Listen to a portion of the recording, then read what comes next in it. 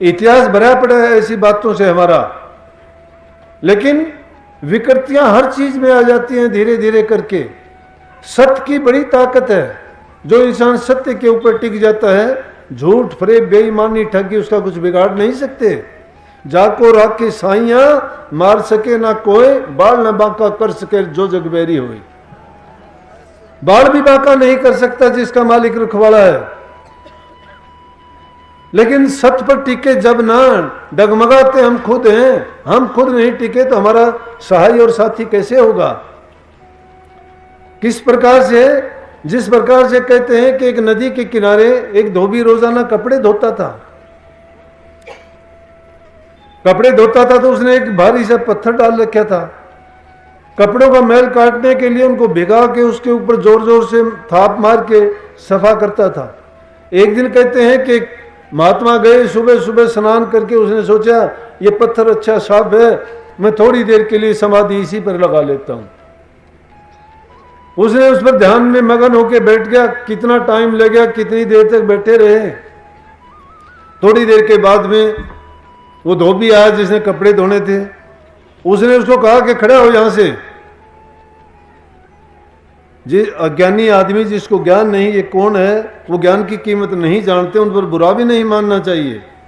अब वो महात्मा अपनी महात्मा की पद के अभिमान में, और उसका पत्थर था, वो कहने लगा खड़ा हो भाई तू यहां से और कहीं बैठ। उसको ध्यान से जब उठा दिया तो उसको बड़ी इस पर दुख की बात आई, कुछ नहीं बोला। वो बोला कि आके बैठ गया। सुबह सुबह उसको कुछ उल्टा सीधा कहने लगा तो दो चार बात कही। परीक्षाएं होती हैं, संयम इंसान के लिए, संयम और धैर्य जब आ जाता है तो समझो कि उसके पास कुछ है नाम की कमाई। और जो आदमी बात बात पर गुस्सा करता है समझो उसके पास कुछ नहीं है। लेकिन वो गुस्सा और क्रोध भी कई प्रकार का होता है। एक गुस्सा और क्रोध तो होता है घातक। घातक होता है किसी का विनाश, दुख और कष्ट देने के लिए। एक गुस्सा होता है दातक, किसी को दात देने के लिए, बुराई मिटाने के लिए। कोई गलत काम करता है और उस पर कोई गुस्सा करके उसकी गलत आदत छुटवा देता है तो दातक है, घातक नहीं है। और एक किसी को बिना बात गुस्सा कर करके जिसको तंग और परेशान करता है वो घातक है, वो दात नहीं है। लेकिन जब महात्मा को बार बार वो कुछ कुछ कहता रहा, महात्मा ने भी एक बार सुना, दो बार सुना, तो जब ये बात देखी किसकी भक्ति करता था, कृष्ण जी की भक्ति करता था, उसी में लीन था। तो कृष्ण जी वहां से चलने लगे। तो इतनी देर में महात्मा ने भी उसको मारना शुरू कर दिया। वो उसको मारता है, वो उसको मारता है। कृष्ण जी वापिस बैठ गए। पूछने लगे कि क्या हुआ, अभी तो आप उठे थे। बोला कि क्या उठा था, मेरा भगत था, उसको कोई परेशान कर रहा था इसलिए मैं तो उसकी मदद करने के लिए जा रहा था। बोला तो वापिस क्यों बैठ गए। बोला अब पहले तो एक धोबी था, अब दोनों ही धोबी हो गए। जब एक बुरा करता है दूसरा भी उसका बुरा करने लग गया तो वो भी उस जैसा ही है। भगत कहाँ हुआ, वो महात्मा नहीं है। इसलिए बुराइयों को जब तक हम नहीं मिटाते हैं और नाम अच्छाई का लेते हैं, भक्ति का लेते हैं, तो उस रास्ते पर नहीं चलते। अब देखा देखी भी अगर कोई ये कहे कि मैं पतिव्रता स्त्री हूं, देखा देखी कोई कहे कि मैं पक्का सेवक हूं, अरे मन के अंदर तो कपट भरा पड़ा है। घट कपट दूर कर भाई, पहले अपने घट का, मन का कपट दूर कर, फिर भक्ति के रास्ते पर चलना। रुई लपेटी आग कितने दिन रह सकती है, कितने दिन रहेगी। रुई के अंदर आग लपेट के रख दो, कितनी देर रहेगी। थोड़ी देर के बाद में धुआं बाहर आ जाएगा। रुई में वो ताकत नहीं है कि आग को रोक सके। इसी प्रकार से जब हम भक्ति करते नहीं है, पाखंड करते हैं, वो पाखंड थोड़े दिन में बाहर आ जाता है, प्रकट हो जाता है।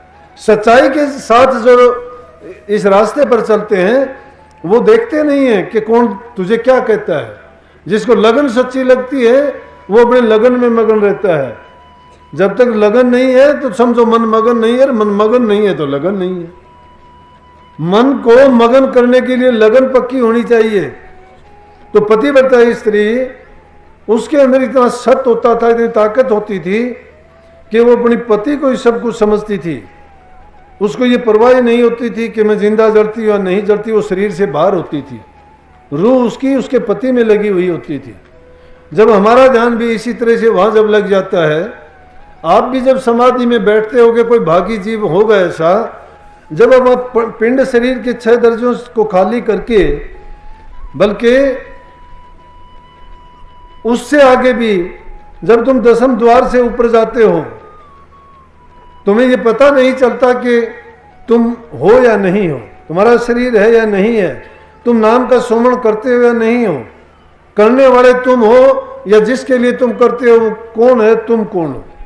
जब सब एक ही एक हो जाता है, उसका नाम पूर्ण भक्ति है।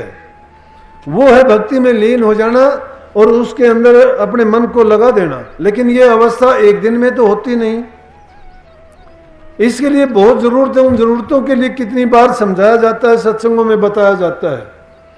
तो जब ऐसी लगन जिसकी लग जाती है, जो पतिव्रता स्त्री लगाती है, लेकिन बाद में क्या होता है कि वक्त गुजरते गए, विकृतियां आती चली गई, और जब वो एक सत्य बात थी वो एक पाखंड बनता चला गया। फिर समाज सुधारकों ने देखा कि ये तो अन्याय हो रहा है कि जो स्त्री अपने पति के साथ मरना ही नहीं चाहती है, उसमें वो ताकत ही नहीं है, और उसको क्या करते थे कि जब उसका पति गुजर जाता तो उसको वैसे ही पकड़ के उसमें बैठा देते। वो नहीं चाहती थी मैं सती होना चाहती हूँ। जो सती हुई थी उनकी मान्यताएं आज तक हैं, हम लोग पूछते हैं उनको, उनके स्थानों पर जाके हम मन्नत मांगते हैं और उनकी चाहत पूरी होती है। जो लोग वहां जाके कहते हैं मेरा ये काम हो जाए वो हो जाए, और जब वो सती होती थी तो ऐसे वरदान दे के भी जाती थी कि जाओ तुम्हारा ये नहीं होगा, इसमें ये नहीं होगा, उसमें वो नहीं होगा, तुम ऐसा करोगे तो ऐसा हो जाएगा। और इसीलिए लोगों ने उनको उनके जाने के बाद पूजना शुरू कर दिया। आज भी उनकी मान्यताएं पूजा चलती आ रही हैं। तो वो पूजा किसकी थी? सत्य की थी। लेकिन बाद में आने वाली जब ये काम करने लगे कि वो तो अपने आप सती होना नहीं चाहती थी और उसको उठा के आग में रख देते थे, तो पाप कमाना शुरू कर दिया। तो जब समाज सुधारक आए, ऋषि दयानंद जी जैसे, लॉर्ड विलियम बेंटिंग जैसे और बहुत से, विवेकानंद जैसे, उन्होंने क्या किया कि उन समाज की बुराइयों को मिटाया। जैसे सती प्रथा थी, प्रथा बन गई। बाल विवाह था, छोटी सी उम्र में शादी कर दिया करते, बच्चे को पता ही नहीं होता था। यहां तक कि पेट में बच्चा होता था तभी ब्याह शादी उनकी नियत कर दी जाती थी कि भाई तेरा लड़का हुआ और मेरी लड़की हुई तो हम आपस में ही शादी कर देंगे, बहुत छोटी उम्र में। लेकिन अब वो बात नहीं रही। लेकिन कबीर साहब ने उसी चीज का वर्णन किया कि जैसे सती चढ़े सो तुक पर पिया की राय मन भाई, कि वो सती स्त्री जैसे अपने पति को अपने मन में बैठा के और उसको ऐसा बना लिया कि उसको में और उसके पति में कोई फर्क नहीं रहा, ऐसी लगन लगा के वो दोनों एक ही जब हो जाते थे तो उसको अपने तन की परवाह नहीं रहती थी। या फिर सूरा मैदान में जाके, जब कोई सूरवीर युद्ध के मैदान में जाता था तो सामने या तो खुद मर जाता था या अगले को मार देता था। ये भक्ति का मार्ग भी इतना ही कठिन बताया कि इस रास्ते पर अगर चलोगे तो पीछे हटने का रास्ता नहीं है, भागने का रास्ता नहीं है। कायर हैं वो भाग जाते हैं, जो भाग जाते हैं वो इज्जत नहीं पाते। जब एक युद्ध के मैदान से सूरवीर वापस लौट के आ जाता है तो लोग उसको शकल नहीं देखते। स्वामी जी महाराज ने लिखा है, सती जो सत से गिरे नीच घर जावे, सूरा हो रण तजे कायर कहलावे, पपैया प्यासा मरे और नीर नहीं पीवे, स्वाति मिले जब बूंद उसी से जीवे। कि ये चीजें अगर उन चीजों से हट जाती हैं तो उसकी बजाय उनका मर जाना अच्छा है, लेकिन वो उनसे पीछे नहीं हटती।